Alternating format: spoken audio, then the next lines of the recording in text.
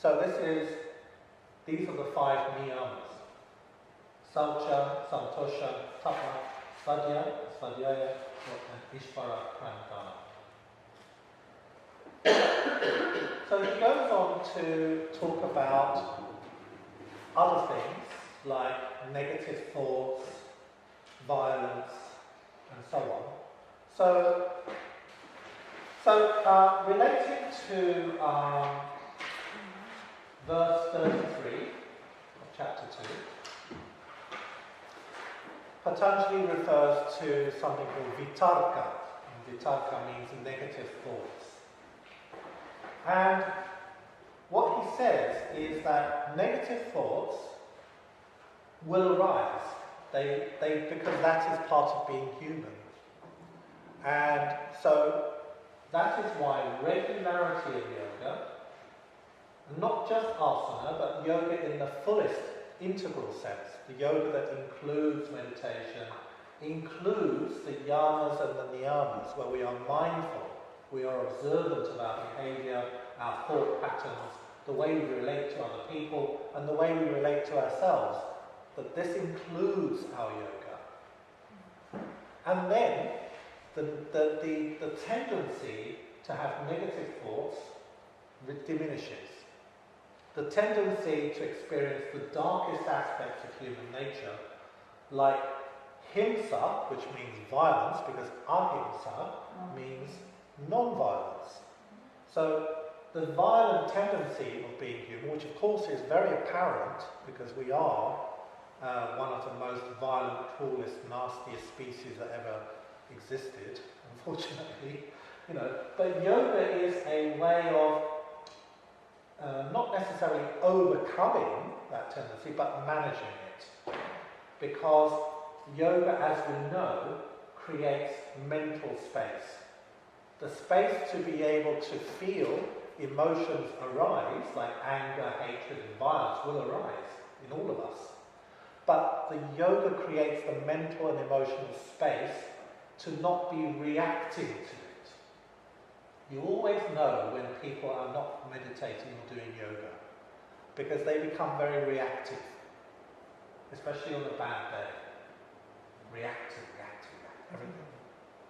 Everything is immediate reaction, And you notice, as I've certainly noticed in my life, that the more you keep your practice regular, everyday meditation, you are not quite as touchy. Bless you.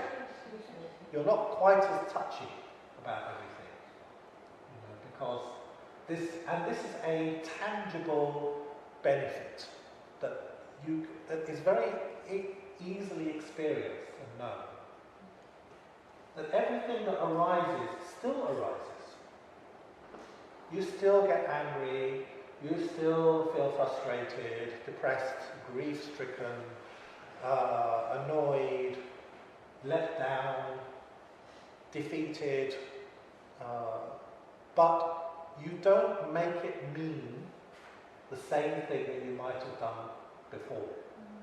It doesn't mean as much because you realize that it is part of what simply arises in the Prakriti. It comes and it goes, and it comes and it goes.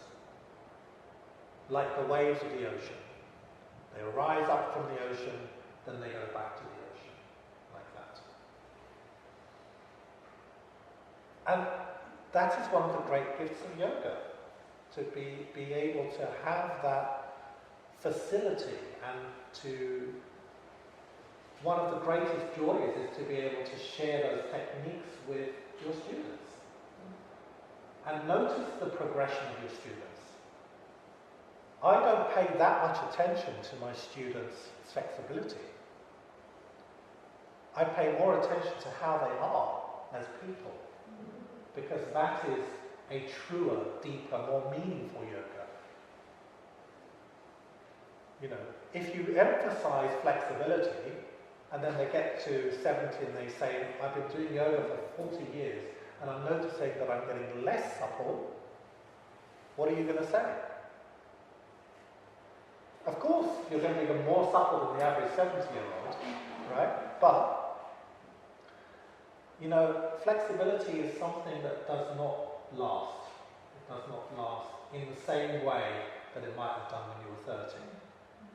You will lose some, because you are moving into Vata age. Do you remember?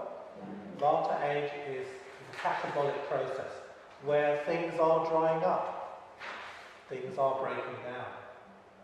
You are getting stiffer, drier, you know, but relatively less so, obviously. Depends who you ask about brahmacharya, you know. Brahmacharya. It's the verse number 38.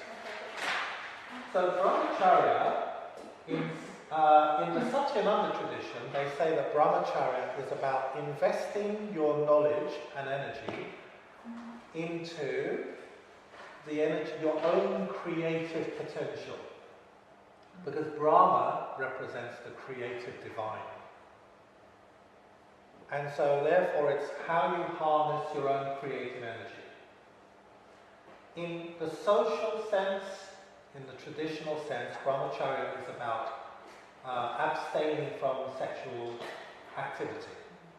Because the belief is that when you have a lot of sexual activity, that you are burning up ojas. Can you remember what ojas means? Yes. The oil, the essence. The essence of kapha. It's the essence of kapha dosha. So it's basically the essence of your life force, if you like. And it's the essence of all your tissues is ojas. And they say in spiritual circles that ojas is you need a lot of ojas to be able to experience high states of consciousness.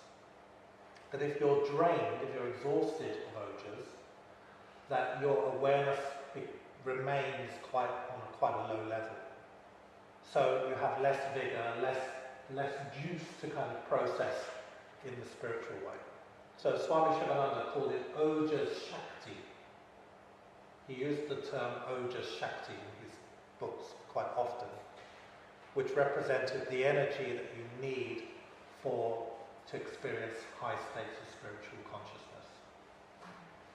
And so that's the thinking behind brahmacharya. It's not about morality. Anyone who makes it about morality is missing the point. Patanjali is not about that. It is fundamentally about the internal relationship. First, it's the relationship with yourself, your own spiritual journey that extends into the world that you live in. But it's that way round. It's not the other way round.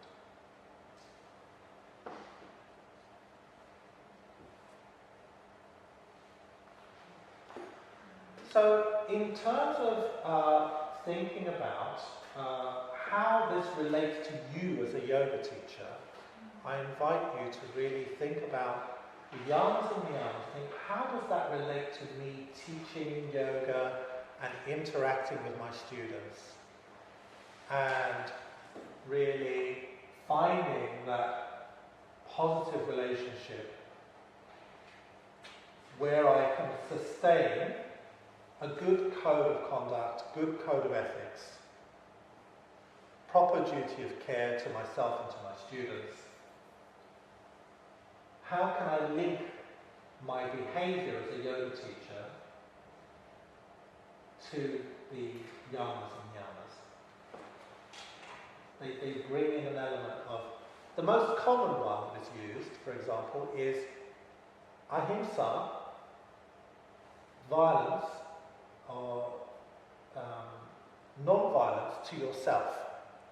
So when you say to your students, practice without hurting yourself, don't do anything that's going to cause strain or pain to any of your vulnerable joints, to yourself. This is a form of ahimsa. Do you see how it works? How truthful are you about yourself, to yourself? How positive are you in your practice?